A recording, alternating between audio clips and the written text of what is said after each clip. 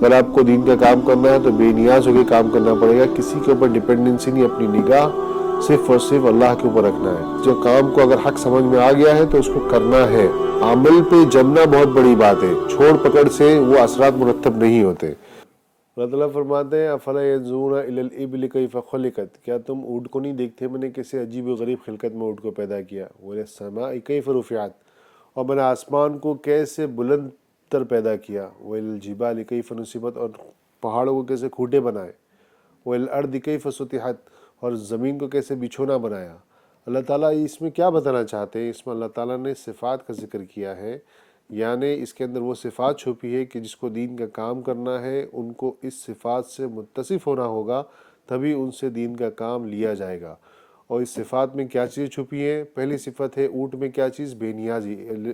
افلا ينظرون الى الابل کیف خلقت، کیا تم یہ نہیں دیکھتے میں نے اونٹ کو کیسے عجیب و غریب خلقت میں پیدا کیا؟ اللہ نے صرف اونٹی کا نام کیوں لیا؟ کسی اور مخلوق کا نام لے سکتے، اور جانور کا نام لے سکتے تھے۔ اس میں اللہ نے فرمایا کہ اونٹ کے اندر جو کوالٹی ہوتی ہے وہ بے نیازی کی ہوتی ہے۔ اگر آپ کو دین کا کام کرنا ہے تو بے نیاز ہو کے کام کرنا پڑے گا، کسی کے اوپر ڈپینڈنسی نہیں، اپنی نگاہ صرف اور صرف اللہ کے اوپر رکھنا ہے۔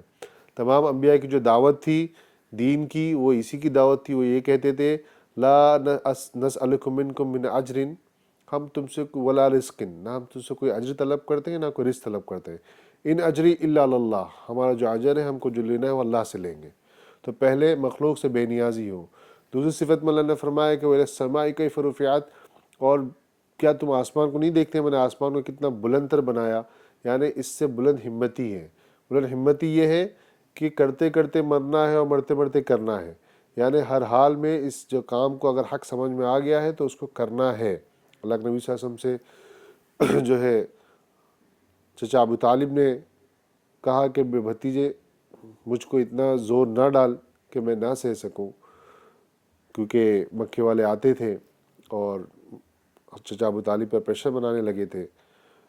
تو حضرت ابو طالب نے فرمایا تھا، اللہ کے نبی صلی اللہ علیہ وسلم نے فرمایا کہ اگر یہ میرے سیدھے ہاتھ پہ لو وضعت الشمس علی یمین، میرے سیدھے ہاتھ پہ سورج رکھ دے اور چاند کو الٹے ہاتھ پہ رکھ دے، تب بھی میں یہ کام کرنے سے، اللہ کے دین کو لوگوں تک پہنچانے سے، اس دین کی دعوت کو دینے سے باز نہیں آؤں گا۔ اس وقت چچا حضرت ابو طالب نے بہت زیادہ سپورٹ کیا۔